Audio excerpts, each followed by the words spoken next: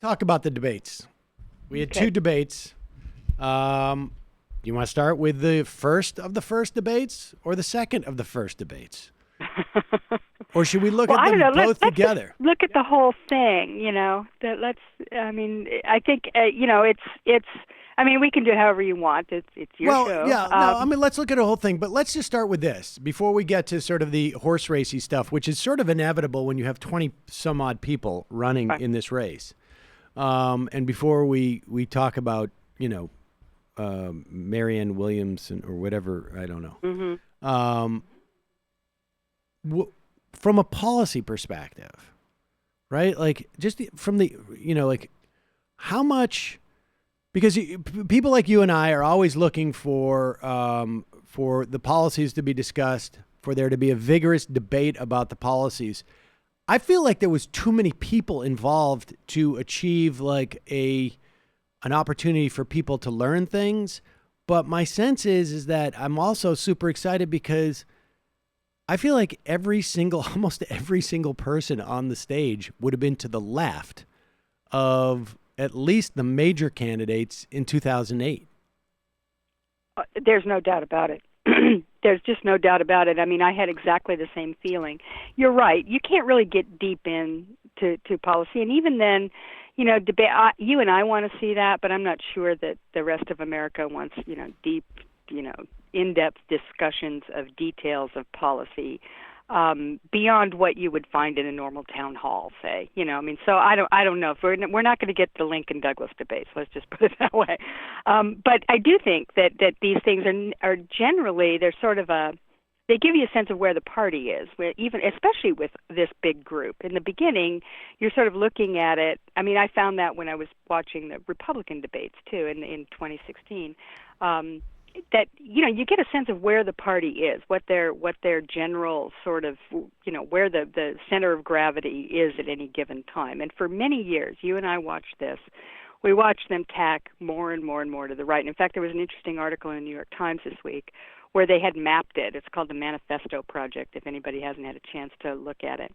And you can map how the right went right over the last 20 years and how the Democrats chased them right. It's mapped. You can see it's scientifically designed to study. And then in 2008 it halted the move to the right, and it started tacking left, and of course it's since then has picked up speed. Now what is interesting here and important to note is that when they mapped out where the public was on any number of issues and various data points that they used, the Democrats are still, they're left and they're center left. They're not way left. They're not, so far. I mean, they compared them to other parties in Europe, for instance, the left wing and the right wing parties. The right is still way off, on the edge. The Democrats are still, they're very much within the mainstream. I guess that's what I'm saying. But what we can sense in 2008 is the right period to be looking at, 2008 until now, that the party has been tacking back rather than chasing the Republicans and trying to, just sort of fudge the differences and, shave off a few points on either end or whatever. And in the old days, you could see where that the party was trying to do that. They're not trying to do that as much as they were. And it kind of goes back to our earlier conversation. And I think maybe the leadership of the House is kind of still in that mode Yeah. and not recognizing that the center of gravity of the party and the mainstream of America, which, by the way, the mainstream stayed pretty static. It's not really. It's always been this certain, but it's just been that the right was so dominant in their, in their rhetoric and in their Well, they, in they their it intensity. certainly dominated the media.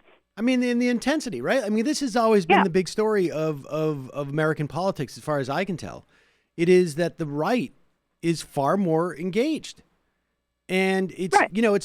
people talk about like there's 80% desire for gun control, but the intensity of that 80% is low.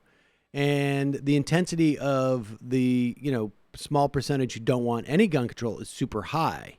And so, I mean, I just point that out only because so many people have a mistaken perspective on what drives politics. And, to the extent that people like you and I in particular are accused of preaching to the choir, here's the dirty secret. It's the choir that exactly. that moves stuff in this country. And it just so happens that the Republican choir is bigger. It's not that they're, getting the disengaged. It's just that there's just more of them who are more engaged. Well, and that's true, and I think there's a chicken or the egg kind of question on this too, because they have a leadership that actively seeks to give them what they want, whereas the Democrats for the last 25 years spent most of their energy trying to separate themselves from their own base and saying, hey, everybody, don't pay any attention to those crazy people out there, people like you and me. And that does tend to disillusion your voters. I mean, it certainly doesn't feed their intensity if that's what you're looking for. So, so in any case, I think you're getting back to the debate. I certainly feel that the center of gravity in the Democratic Party is much further, I shouldn't say much further left, it is substantially left of where it was in 2008. And there are certain people within the party who are running, big names with a lot of active followers, the Sanders and Harris and Sanders and Warren, for instance, who, have a very strong, they're holding down the left end of the dial there. That this is, you can tell that something has happened to the Democratic Party. Now, you still see all these voices, a lot of the never Trumpers and various other moderate voices are saying, oh no, this is terrible, look, they're going to blow it and Donald Trump's going to win. Well, I don't know about you, but I think it's time to have this contest. I really do. I think it's time to actually put the ideas that the Democrats actually believe in, put them on the table. Let's see what happens. I mean, this is, there is no guarantee that tacking to the right or being, very overly concerned with whether or not you appear to be too left is going to beat Donald Trump. Nobody knows what's going to beat Donald Trump. He is an alien from outer space in the political world. And all these people, including the never-Trumpers, go, look, I've won a lot of races. Let me tell you how to win. Yeah, well, we saw what happened in 2016 in their party. I'm not listening to them. And the Democrats, look, we are in a different place than we've been with Donald Trump. Donald Trump is something unique. And I'm not talking about their ideology or anything. I'm just talking about him as a candidate. So Democrats, there's nothing to go on here other than just, let's just go out there and tell the people what we believe in. We'll tell them what we think about Donald Trump. We'll, put it all out there on display and try to win. I don't think there's any other way to do it because nobody knows. You can't strategize this and try and, be too tactical and, try and figure out where we can pick up a couple of votes over here and let's just, pick off these. They can try it. I don't think it works in the age of Donald Trump. Well, maybe it will again let's someday. Be honest. I don't think now. I don't know when it has worked. Well, true. Yeah. Exactly. Like when was the last time a Democratic nominee who was perceived to be the right person to win, but that was why they were nominated, won? It's true. There was genuine enthusiasm for all his limitations, but there was genuine enthusiasm for Barack Obama. It wasn't like this is the guy who can win. In fact, if you were to sit down and do the calculation on paper, you would say this is not the guy who can win. You would have picked Joe Biden maybe or John Kerry or Michael Dukakis. I don't know that strategy ever works. And there's no reason. And like you say, in an era of Trump, I think it's even less workable. I mean, there needs to be, I think, just a sense of confidence. Yeah, sense of confidence exactly. and that you are not running from anything, that you're not equivocating. What you're offering is what you believe in rather than what you think, because half those people who walk off that stage, I'm thinking like the Hickenloopers or the Bennetts or the Delaney's, their argument against half of the things that are talked about is like, you can't get that done in blankety blank place. Well, of course, they don't know that, but it's also just sort of a lame way of backing into something. It really, and there's no evidence that is effective. You got Claire McCaskill on MSNBC, telling the Democrats how to win. Newsflash, she lost. She lost. And, so like, this is how you run in the state? Really? Well, then why didn't you do it? Why did you fail? And I don't know. But I think that, I watched this thing and I'm impressed insofar as Me too. where the party has come. And I think that is, largely a function of Bernie Sanders, frankly. And, I think there's a lot of other factors. He was the one who just sort of stepped into that role. I think Elizabeth Warren could have stepped into that role in 2016. And I think in many respects, Sanders was waiting for her to do that. And on some level, I think he is, in some ways, it is hurting his bid on some level, because it is not as easy to look at those, two debates and distinguish between him and the other people. I mean, I think that if you are more sensitive to the policies, you can see it more clearly, in most circumstances. But for a relatively casual observer, or even not even that casual, I think it's sort of hard to say, like, there's huge amounts of daylight here. Well, I don't think there is, and I think that Sanders, and you're right. Of course, he deserves tremendous credit for that. He was the standard bearer, and we're talking about going way back. Not just even before 2016. And just to add to it, I think there are a couple of other factors too that should be given a little credit. One is, I think, that Occupy Wall Street. Without during that was a gigantic, especially on the generational level. I think if you were growing up during the mid 2000s to the late 2000s, and that's you saw that that was a spontaneous movement. It was global, and I'm not sure that they accomplished anything specific, but what they did was an awakening. An epiphany, a collective epiphany. They put income inequality into the lexicon, into the national discourse. I mean, there's no doubt. Bernie Sanders was, in many ways, inherited something. He had always been calling for it, but he inherited, and I think it's a function of Occupy Wall Street. I think it's a function of, frankly, having a generational thing where you have the spirit for the netroots. the netroots. I mean, I think there's a lot of things that conspired to this, but he just happened to be the one who became the national figure talking about these things at that time. And I think there's also sort of some marginal differences that, are more or less important to different people in terms of like where he stands in terms of a critique of capitalism. But in terms of just basically, the broad strokes, which is, I think, how most people digest a debate like this, it's harder for him to stick out. So let's talk about, with that said, and I would have liked to have seen more talk about free college and climate change during these debates, and sort of having an opportunity to sort of for people to have like laid out a bigger vision.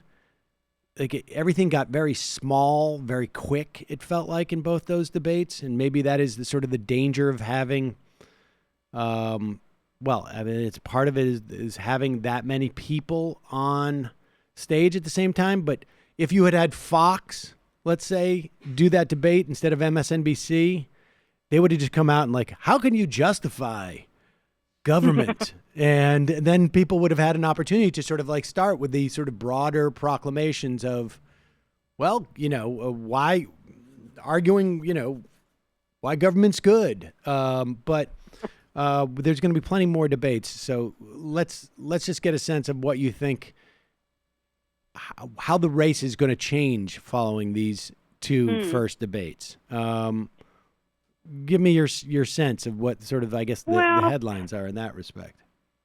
I was a little surprised at how poorly Joe Biden did in the second debate. I had expected him to be a little bit. I mean, he's really. Joe Biden. Were you really surprised? Yeah, I did. Well, I was. I thought that he would be. I didn't think he'd get nailed quite as hard as he did. I think it was a very bad showing for him, but I'm not sure it'll make that much difference. I don't know.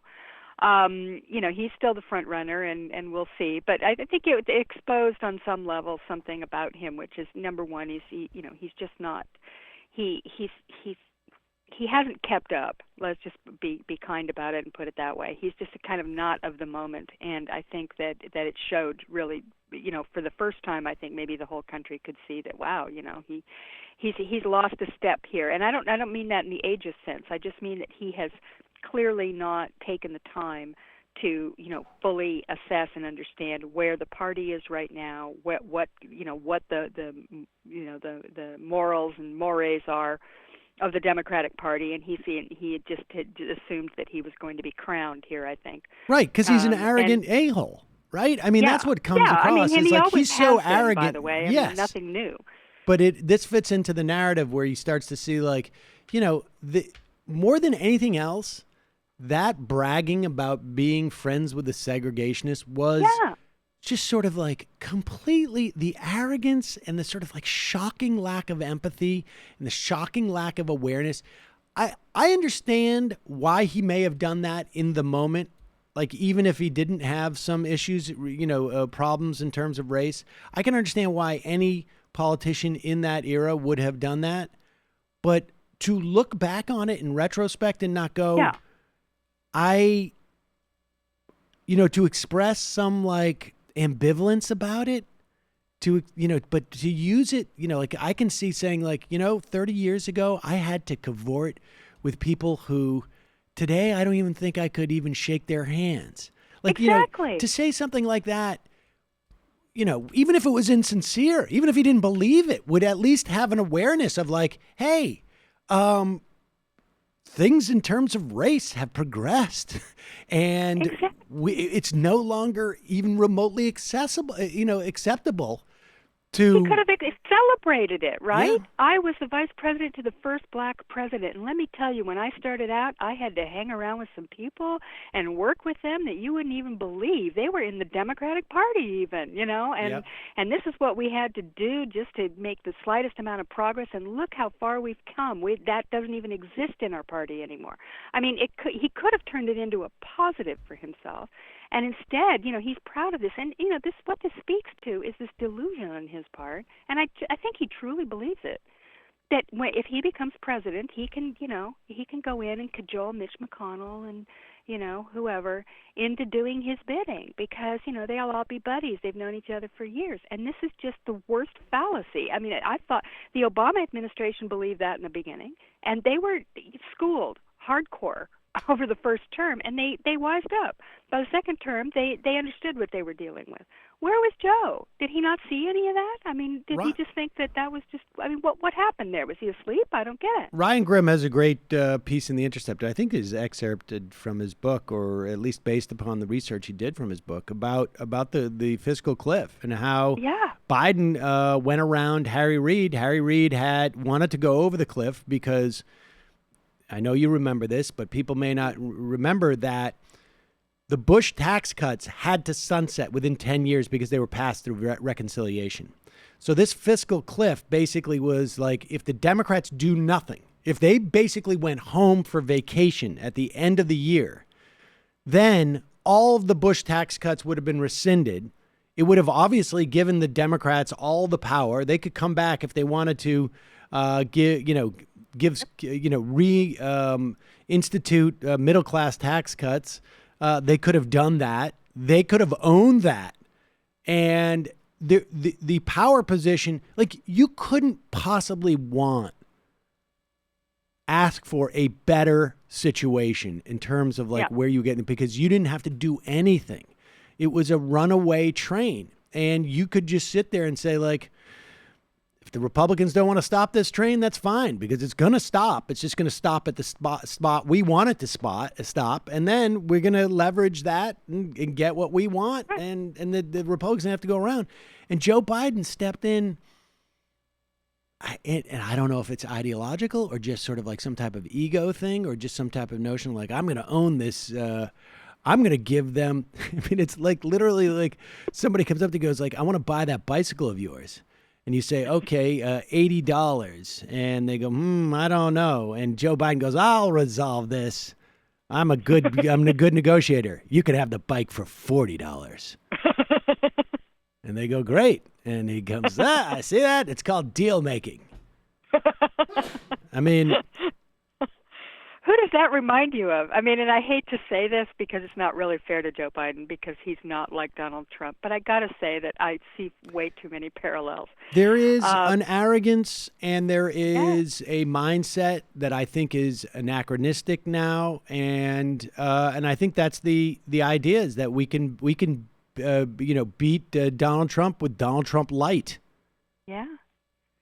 Yeah, well, again, we're talking about that idea that we just need to appeal to some of those Trump voters, and look, there are Trump voters you can appeal to. In fact, I wrote a piece this week about the Never Trumpers, and I'm not a Never Trump basher, a Never Trumper basher. I tend to sort of enjoy some of them. They're very, clever and often have a lot of great insults for Donald Trump. So, I'm not one to say, hey, don't join us because of all the horrible stuff you did before. Like me. My feeling I'm is, sort of a little bit like that. I know, okay. but my feeling is, bring them on board. We'll work with them. This is us. We're gonna ally with Stalin here, and then after it's all over, we'll we'll go back to our right. and we'll revisit all this. But in any case, that's beside the point. What they've been saying, is that you just can't you can't be all left wing or whatever. And I'm going, look, you people don't understand. There is one group that may be gettable for the Democrats, and they're only gettable on one level, which is that they are appalled by Donald Trump's assault on the Constitution and political norms. They're not gettable on policy. Come on, they're Republicans.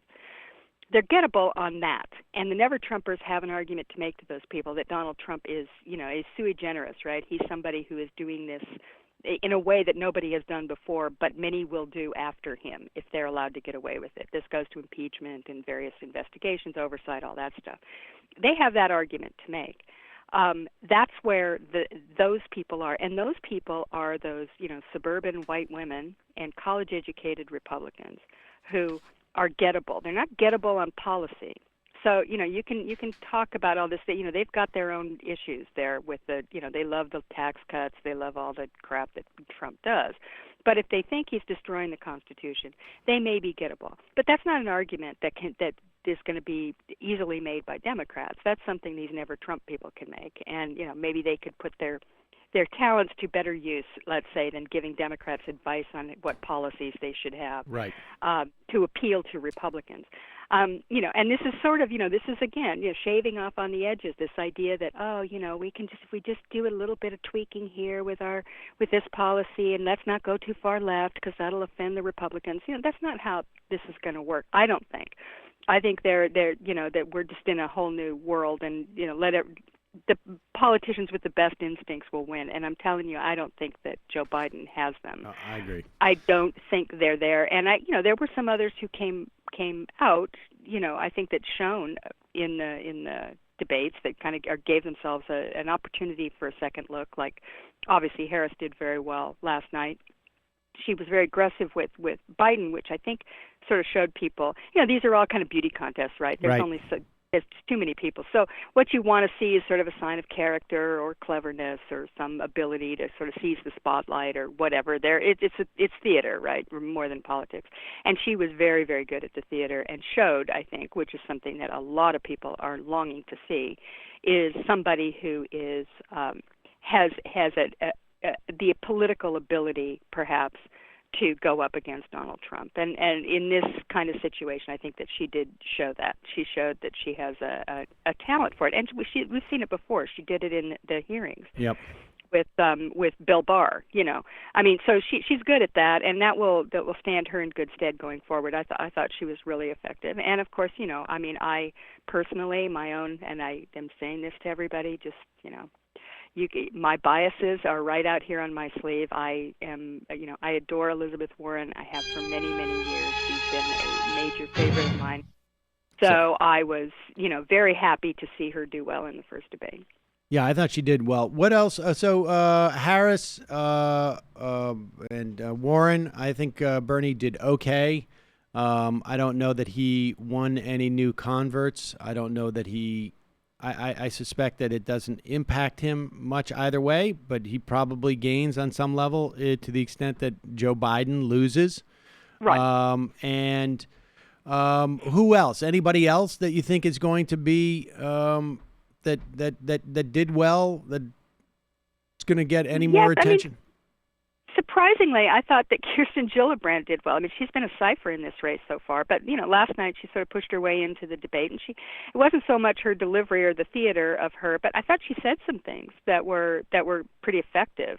I don't know if anybody heard it because no one was really paying attention to her. I thought she was pretty good, and I thought that Pete Buttigieg, he's not someone on policy that I'm particularly attracted to at the moment, but he's a gifted, rhetorical speaker. I mean, he's really, really good, and I expect that we're going to see more of him. Yeah, he sort of scares me a little bit. Yeah, me too. But I'm just saying he's talented. Yes, I think that is yes. The reality is you cannot deny this guy has skills. And that's what's so scary about him in many respects. But all right, well, Heather.